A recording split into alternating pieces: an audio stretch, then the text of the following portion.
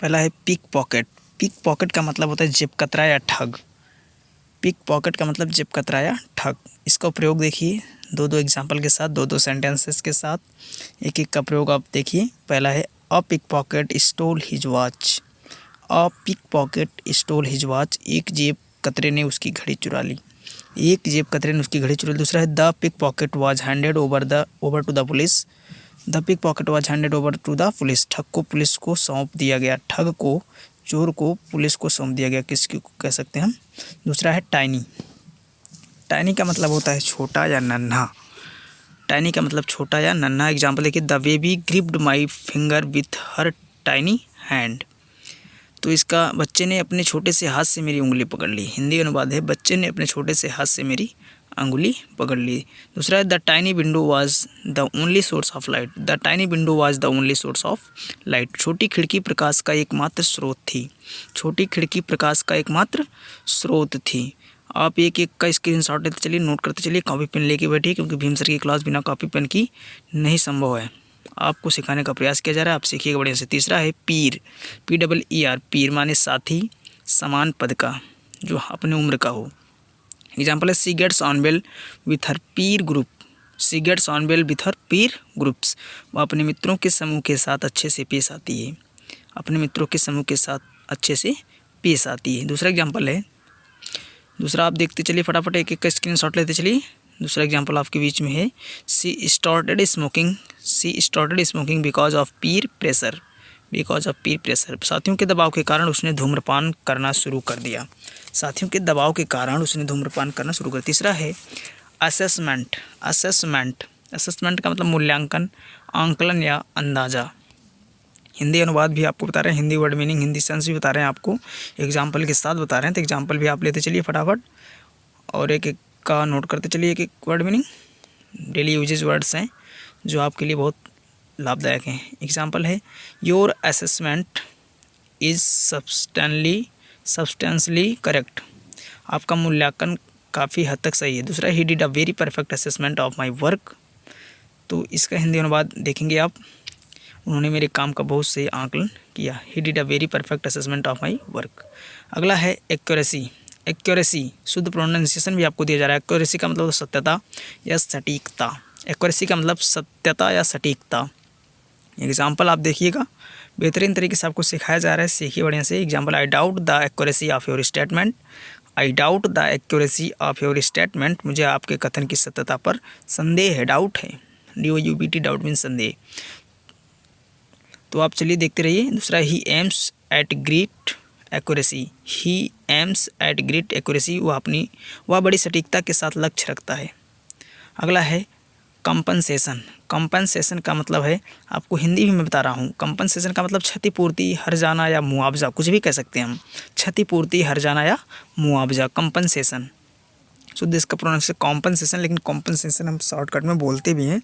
Example है they have a valid claim to compensation. They have a valid claim to compensation, उनके पास मुआवजे का वैध कारण है। उनके पास मुआवजे का वैध कारण है। तो दूसरा एग्जाम्पल है she got some compensation for damages. She got some compensation for damages, उसे नुकसान का कुछ मुआवजा मिला। तो अगला वर्ड है ऑकवर्ड। Awkward AWKWARD। ऑकवर्ड का मतलब अनुपयुक्त, बेढंग या फिर भद्दा, जिसको कहते हैं हम लोग आम भाषा में अजीब। एग्जाम्पल है there was an awkward silence. वहाँ पर एक अजीब सी खामोशी थी। वहाँ पर एक अजीब सी खामोशी थी। There was an awkward silence. तो एक एक एग्जाम्पल आप नोट करिएगा बड़े बेहतरीन तरीके से। I hope the police don't ask my awkward questions. I hope the police don't ask any awkward question, मुझे उम्मीद है कि पुलिस कोई भी अजीब या बेढंग सवाल नहीं करेगी। अगला वर्ड है स्पेक्टिकल्स। स्पेक्टिकल्स का मतलब होता है चश्मा, जिसको हम कहते हैं ऐनक। एग्जाम्पल है I have lost a pair of spectacles. मैंने चश्मे की एक जोड़ी खो दी, लॉस कर दिया। वाई आर माई स्पेक्टिकल्स, मेरे चश्मे कहाँ हैं। अगला वर्ड है ट्रिब्यूट। ट्रिब्यूट का मतलब श्रद्धांजलि, पुरस्कार या भेंट, कुछ भी कह सकते हैं हम।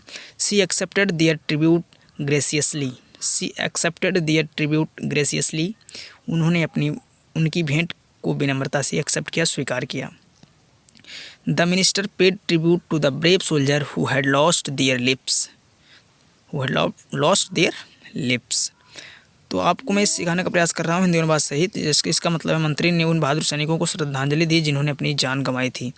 ठीक है, अगला एग्जाम्पल, अगला वर्ड है एक्यूजेशन। एक्यूजेशन का मतलब आरोप, इल्ज़ाम या दोषारोपण। दोष लगाना, इल्ज़ाम लगाना, आरोप लगाना एक्यूजेशन कहलाता है। He made an accusation against me. He made an accusation against me, उसने मेरे खिलाफ आरोप लगाया। और दूसरा एग्जाम्पल है she was deeply pained by the accusation. She was deeply pained by the accusation, इल्ज़ाम से उसे गहरी पीड़ा हुई।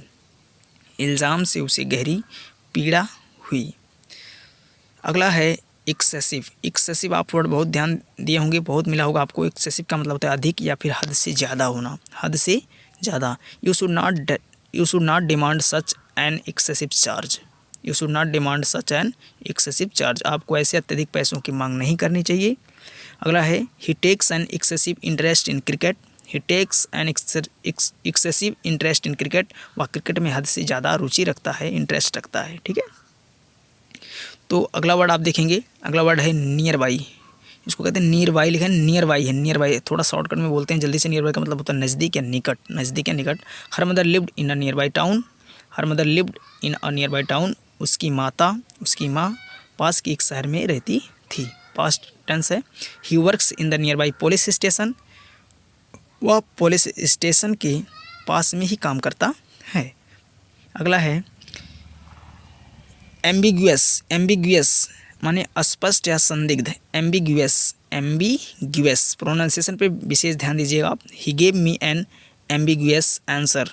ही gave me an ambiguous answer, उसने मुझे एक अस्पष्ट जवाब दिया जिसमें कोई संदिग्ध, जिसमें कोई डाउट नहीं था। ठीक है, संदेह नहीं था।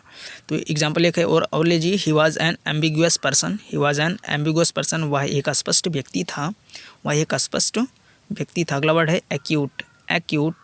एक्यूट का मतलब तेज या तीव्र, acute. He suffers from acute depression. He suffers from acute depression, वह तेज तनाव से ग्रस्त है। सफ़र्स है, तेज तनाव से क्या है, ग्रस्त है। There is an acute shortage of water. There is an acute shortage of water, पानी की भारी कमी है, बहुत कमी है, इसको हम बोल सकते हैं इस प्रकार से। अगला है अकाउंटेबिलिटी। अकाउंटेबिलिटी का मतलब होता है जवाबदेही, जिम्मेदारी, उत्तरदायित्व। अकाउंटेबिलिटी एग्जाम्पल है there is no accountability in the system. There is no accountability in the system, system में कोई उत्तरदायित्व नहीं है, सिस्टम में कोई उत्तरदायित्व नहीं है। अगला एग्जाम्पल देखेंगे आप, आपके सामने दो एग्जाम्पल एक वर्ड का। अगला एग्जाम्पल है the nursing staff helps with accountability. The nursing staff helps with accountability, nursing staff जिम्मेदारी के साथ मदद करता है, हेल्प करता है, सहायता करता है। ठीक है, आप एक एग्जाम्पल देख रहे हैं, दो एग्जाम्पल एक वर्ड का दे रहा हूँ। अगला वर्ड है एस्पेक्ट। एस्पेक्ट का मतलब होता है पहलू या स्थिति, जिसको कहते हैं सिचुएशन। एस्पेक्ट इसका सिनोनिम्स भी है। एस्पेक्ट का मतलब पहलू या स्थिति। तो एग्जाम्पल देखिए, इसका एग्जाम्पल क्या है, आप एग्जाम्पल साथ में लेते चलिए, फटाफट नोट करिए। Climate and weather affect every aspect of our lives. Climate and weather affect every aspect of our lives. जलवायु और मौसम हमारे जीवन के हर पहलू को प्रभावित करते हैं, अफेक्टेड करते हैं। ठीक है, अफेक्ट करते हैं। The hospital was excellent in every aspect. The hospital was excellent in every aspect. अस्पताल हर स्थिति में उत्कृष्ट था। क्या था, उत्कृष्ट था, एक्सीलेंट था। ठीक, आप अगला वर्ड देखेंगे इसके जस्ट बाद। अगला है लेन, LANE। लेन का मतलब होता है गली या मार्ग, कहते हैं 4 lane 6 lane. It is a long lane that has no turning. It is a long lane that has no turning, एक लंबा मार्ग जिसमें कोई मोड़ नहीं है, टर्न नहीं है, घुमाव नहीं है। दूसरा एग्जाम्पल देखिए, the town has many narrow lens. The town has many narrow lens, शहर में कई संकरी गलियाँ हैं।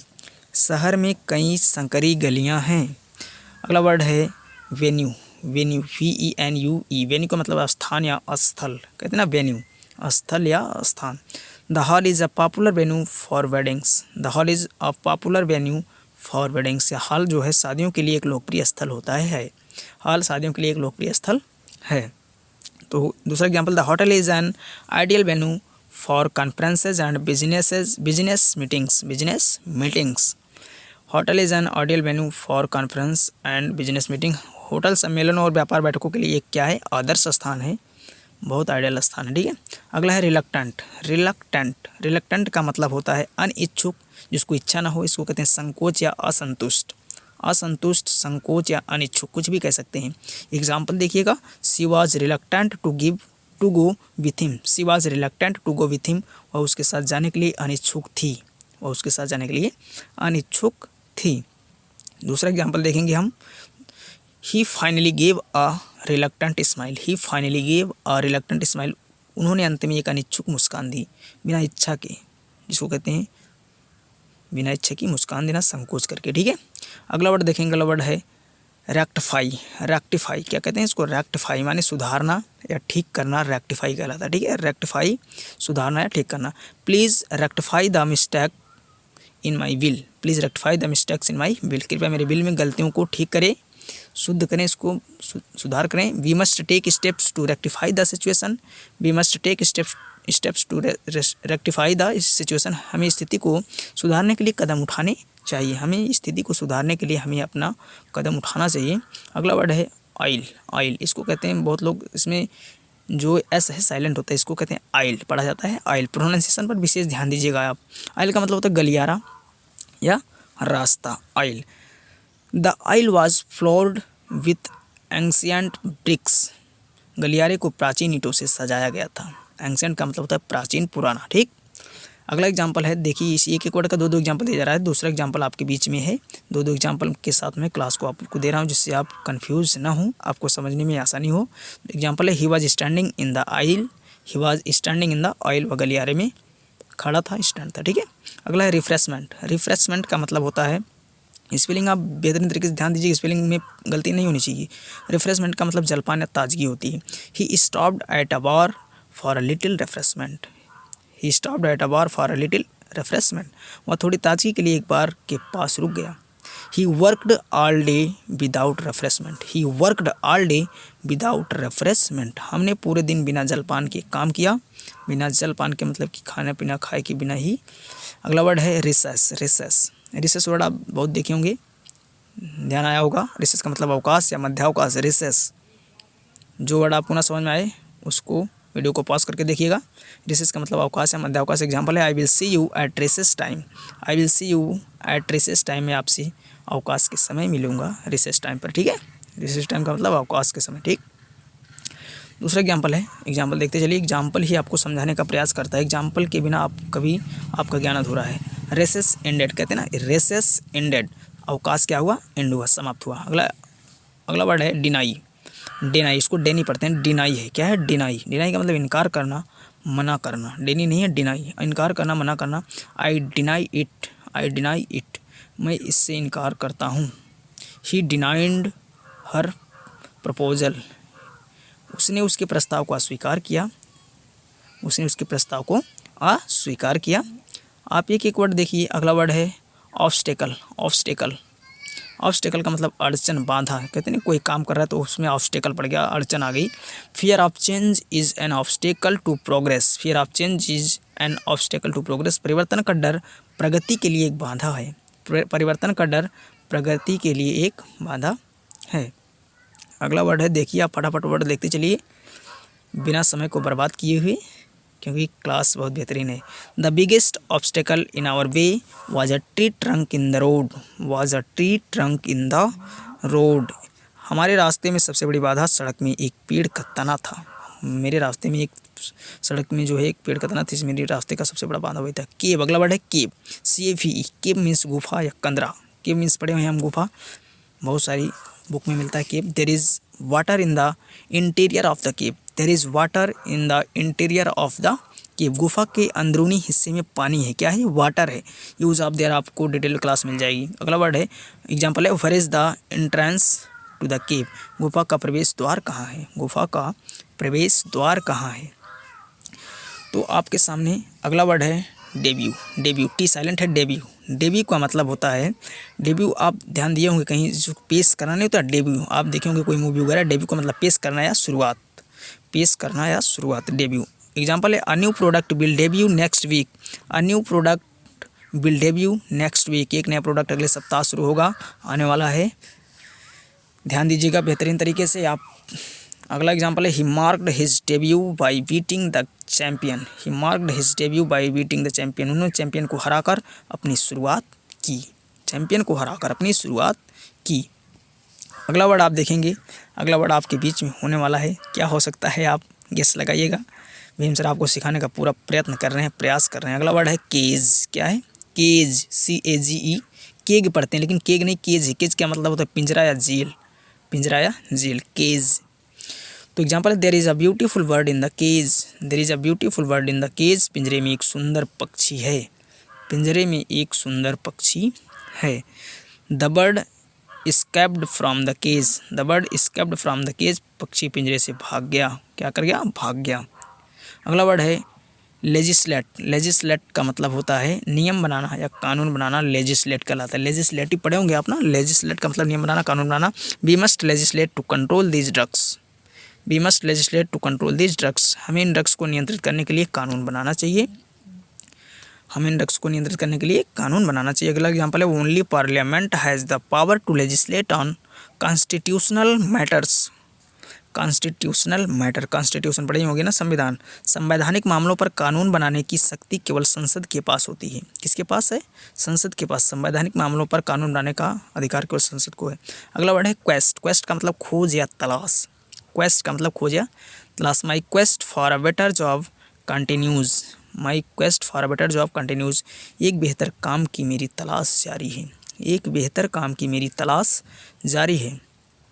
दूसरा example no one can stop them. No one can stop them in their quest for truth. सत्य की खोज में उन्हें कोई नहीं रोक सकता। सत्य की खोज में उन्हें कोई नहीं रोक सकता।